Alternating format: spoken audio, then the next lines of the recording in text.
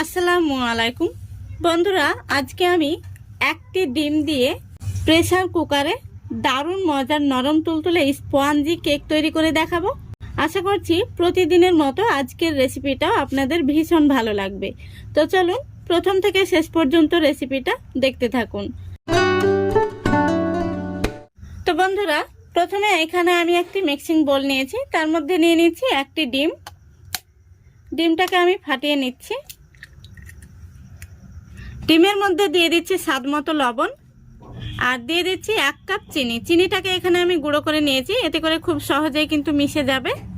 এবার এই ডিম, চিনি আর লবণটাকে আমি একটি হ্যান্ড উইচ দিয়ে খুব ভালো করে ফেটে নেব। তো বন্ধুরা, আপনারা যারা ডিম খেতে পছন্দ করেন না তাদের জন্য কিন্তু আমার চ্যানেলে অনেকগুলো ডিম ছাড়া কেকের রেসিপি দেওয়া রয়েছে, আপনারা চাইলে দেখে নিতে পারেন। আমি ডেসক্রিপশানে লিঙ্কটা দিয়ে দেব। দেখুন খুব ভালো করে ফেটে নিয়েছি। এবার আমি এর মধ্যে দিয়ে দিচ্ছি 2 টেবিল চামচ পরিমাণ সাদা তেল। তেলটা দেওয়ার পরে আমি আবারও খুব ভালো করে মিশিয়ে নেব। দেখুন তেলটা দেওয়ার পরে আমি আবারও খুব ভালো করে মিশিয়ে নিয়েছি। এবার আমি দিয়ে দিচ্ছি তরল দুধ। এখানে আমি দেখুন যে কাপে মেপে চিনি দিয়েছি সেই একই কাপে মেপে কিন্তু তরল দুধ নিয়েছি। দুধটা আমি পুরোটা দিচ্ছি না, এখন আমি হাফ কাপ দিলাম। আর এই হাফ কাপ আমি রেখে দিচ্ছি, এটা লাগলে আমি পরে ব্যবহার করব। তো দুধটা দেওয়ার পরে আমি খুব ভালো করে মিশিয়ে নিচ্ছি। দেখুন মেশানো হয়ে গেছে। এবার আমি দিয়ে দিচ্ছি একই কাপে মেপে 1 কাপ ময়দা। ময়দাটা আমি আগে থেকে চেলে নিয়েছি, অবশ্যই আপনারাও চেলে নেবেন। আর দিয়ে দিচ্ছি এই কাপেরই হাফ কাপ সুজি।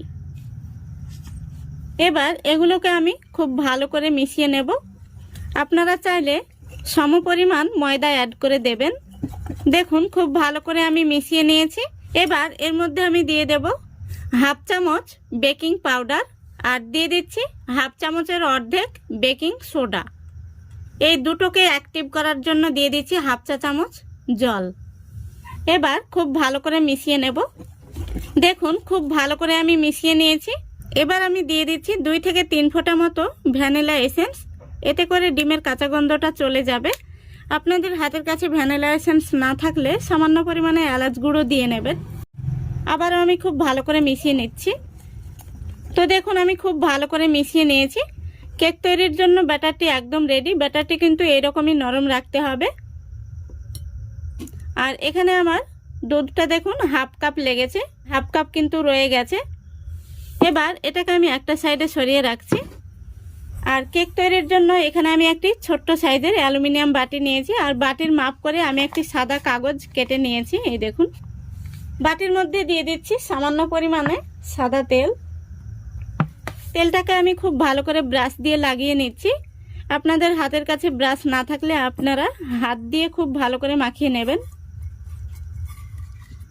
দেখুন আমি খুব ভালো করে কাগজের উপরেও তেল ব্রাশ করে নিয়েছি। বাটিটা কিন্তু একদম রেডি হয়ে গেছে। এবার আগে থেকে আমি যে কেকের ব্যাটারটা তৈরি করে রেখেছি সেই ব্যাটারটা এবার আমি বাটির মধ্যে উপর থেকে দিয়ে দিচ্ছি। দেখুন সম্পূর্ণ কেকের ব্যাটারটা আমি বাটির মধ্যে নিয়ে নিয়েছি। এবার একটু এইভাবে 2 থেকে 3 বার ট্যাপ করে নিচ্ছি, ভেতরে বাতাস থাকলে বাতাসটা যেন বেরিয়ে যায়। এবার দেখুন গ্যাসটা অন করে আমি একটি প্রেসার কুকার বসিয়ে দিয়েছি। আর প্রেসার কুকারের মধ্যে আমি একটি এই বাটি বসিয়ে দিচ্ছি স্ট্যান্ড হিসেবে। আপনারা যে কোনো ধরনের স্ট্যান্ড ব্যবহার করতে পারেন। তারপরে আমি কেকের বাটিটা এই বাটির উপর বসিয়ে দিচ্ছি। তো বাটিটা আমি খুব সুন্দরভাবে বসিয়ে দিয়েছি। এবার আমি প্রেসার কুকারের ঢাকনাটা লাগিয়ে দিচ্ছি। দেখুন আমি প্রেসার কুকারের ঢাকনাটা লাগিয়ে দিয়েছি। এবার গ্যাসের ফ্লেমটা আমি হাই ফ্লেমে 5 মিনিট জাল করে নেব, যাতে প্রেসার কুকারটা খুব ভালোভাবে গরম হয়ে যায়। 5 মিনিট পর আমি গ্যাসের ফ্লেমটা একদম লো ফ্লেমে রেখে পুরো 30 মিনিট জাল করে নেব। তো ফিরে আসছি পুরোপুরি 30 মিনিট পর। দেখুন বন্ধুরা পুরোপুরি 30 মিনিট হয়ে গেছে। এখন আমি প্রেসার কুকারের ঢাকনাটা খুলে দেখে নেব কেকটা কেমন হয়েছে। ঢাকনাটা খুবই সাবধানে খুলতে হবে, কেকটা যেন ভেঙে না যায় সেদিকে লক্ষ্য রাখতে হবে। দেখুন কেকটা কত সুন্দর কালার এসছে আর কত সুন্দর ফুলেছে। এবার আমি গ্যাসটা অফ করে দিচ্ছি। আমি আপনাদের একটি কাঠি দিয়ে দেখিয়ে দিচ্ছি কেকটা ভেতর থেকে কেমন হয়েছে। দেখুন কাঠির মধ্যে কিন্তু একটুও লেগে নেই, তার মানে কেকটা পারফেক্ট হয়েছে। তো বন্ধুরা, প্রেসার কুকারে কেক বানানো কিন্তু খুবই সহজ, আপনাদের বলে বোঝানো যাবে না, এতটা সুন্দর হয়েছে আর খুব সুন্দর কিন্তু কালার এসছে। আপনারা একবার হলেও বাড়িতে বানিয়ে দেখবেন। এখন আমি কেকটাকে বের করে ঠান্ডা করে নেব, তারপরে আপনাদের দেখাচ্ছি। দেখুন বন্ধুরা, কেকটাকে আমি কিছুটা ঠান্ডা করে নিয়েছি। তো এবার আমি কেকের সাইডটা একটি স্প্যাচুলা দিয়ে ছাড়িয়ে নিচ্ছি এইভাবে। তারপরে কেকটাকে আমি একটি থালার মধ্যে বের করে নিচ্ছি।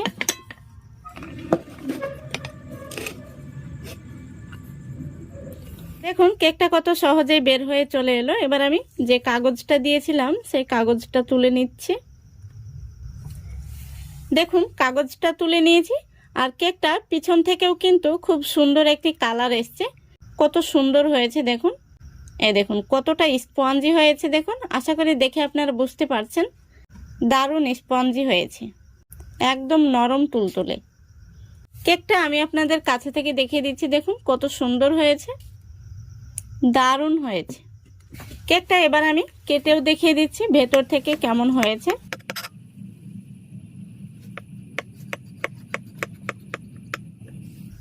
এই দেখুন, আশা করি দেখে আপনারা বুঝতে পারছেন, দেখুন কতটা স্পঞ্জি হয়েছে, একদম নরম তুলতুলে।